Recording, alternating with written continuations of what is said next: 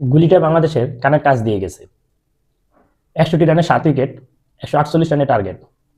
তো স্বভাবত ভাবছিলাম যে সহজেই বাংলাদেশ ম্যাচটা জিতে যাবে, কিন্তু যেহেতু ক্রিজে দেখছিলাম রুবেন পাওয়ালকে, রুবেন পাওয়াল থাকাতে ভেবে নিছি যে বাধাটা ওই, এবং যেহেতু ওয়েস্ট ইন্ডিজে সবাই লং হ্যান্ডেলে ব্যাটিং করতে পারে, হয়তো ও ম্যাচটা ঘুরিয়ে দিতে পারে। তো স্বভাবত সে ঠিকই ম্যাচটা ঘুরিয়ে দিয়েছিল। 8 নম্বর উইকেট জুটিতে সেইফারকে নিয়ে 36 বলে 67 রান তুলে ফেলে, যেখানে লাস্ট 7 ওভারে দরকার ছিল 78, তারা 14 এবং 15 নম্বর ওভারে নেয় 38 রান, মানে 2 ওভারে নেয় 38 রান। তাসকিনের নেয় 23 15 নম্বর ওভারে, এবং রিশাদের 14 নম্বর ওভারে নেয় 15 রান, এবং 16 নম্বর ওভারে তানজিম সাকিব দেয় 12 রান।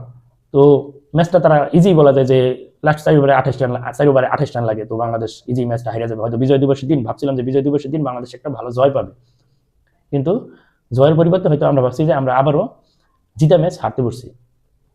18 নম্বর ওভারে তাসকিন আহমেদ প্রথম বলেই সেইফারকে ক্যাচ আউট করে রিশাদের, আর রান দেয় মাত্র 3 রান, এবং লাস্ট 12 বলে দরকার 17 রান। ওই ক্রিজে আছে কিন্তু রুবেন পাওয়াল।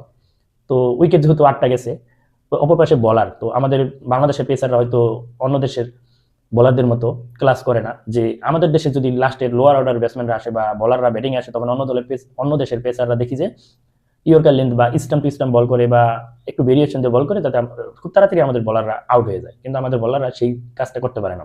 যাই হোক, রুবেন পাওয়াল যেহেতু ক্রিজে লাস্ট 12 বলে দরকার 17 রান, তানজিম সাকিব এই 19 নম্বর ওভারটা মোটামুটি ভালোই করে, মাত্র 7 রান দেয় যদি উইকেট পায় না, এবং লাস্ট ওভারে দরকার 10 রান। 10 রানে প্রথম বলে আলজারি জোসেফ 1 রান নেয়, এবং ক্রিজে যায় রুবেন পাওয়াল। চতুর্থ বলটা, মানে পঞ্চম না, দ্বিতীয় বলটা সে ডট দেয়, এবং তৃতীয় বলে লিটন দাসের ক্যাচে পরিণত হয়। বলা যায় যে ম্যাচটা বাংলাদেশ সহজে মনে হয়, সহজে কি মানে এখন মনে হয়েছে যে বাংলাদেশ জিতবে, যেহেতু তখন দরকার রান 9 রান, 4 বলে দরকার 9 রান। ক্রিজে আবার আসে শেষ ব্যাটসম্যান, ওই সময় লিটন দাস আবার বলটা সাইডে দেয়, একটা রান নেয়, এবং ক্রিজে যায়, ব্যাটিং সাইডে যায় আলজারি জোসেফ আর কিছু করতে পারে না, হাসান মাহমুদ সরাসরি তাকে বোল্ড করে দেয়। তো বাংলাদেশ জিতে নেয় ম্যাচটা 7 রানে। তো ভাবছিলাম হয়তো বিজয় দিবসের দিন আমাদের জিতার আশা দেখায়ও বাংলাদেশ হয়তো হেরে যাবে। ব্যাটিংয়ে মোটামুটি সৌম্য দাসের 43, জাকির আলীর 27, শেষ সময়ে শামীম পাটোয়ারির 13 বলে 27, এবং শেখ মেহেদির 26 রানে বল করে বাংলাদেশ 147 রান করে 148 রানে টার্গেট দেয়।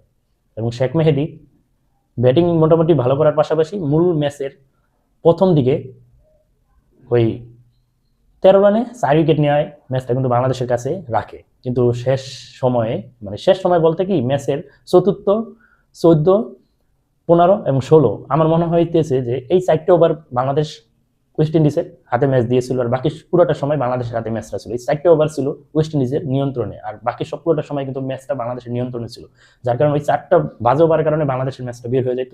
তো ভাগ্য ভালো যে আজকে বিজয়ের দিনে বাংলাদেশ ম্যাচটা হারে নেয়। মোটামুটি একটু কষ্ট হলেও, অল্প রানের ব্যবধান হলেও বাংলাদেশ ম্যাচটা জিতছে। হয়তো ভাবছিলাম যে বিজয় দিবসের দিন আরেকটা সহজ জেতা ম্যাচ আমরা হারতে যাচ্ছি। তো রুবেন পাওয়াল আর শেফার্ড কিন্তু সেই জিনিসটাই দেখাইতেছিল। তো যে হয়তো আজকে ম্যাচটা হারলে অনেক রকমের কথা হইতে পারতো, যেহেতু ম্যাচটা হারে নাই, বাংলাদেশ ম্যাচটা জিতছে, তো অভিনন্দন জানাইতে হয়।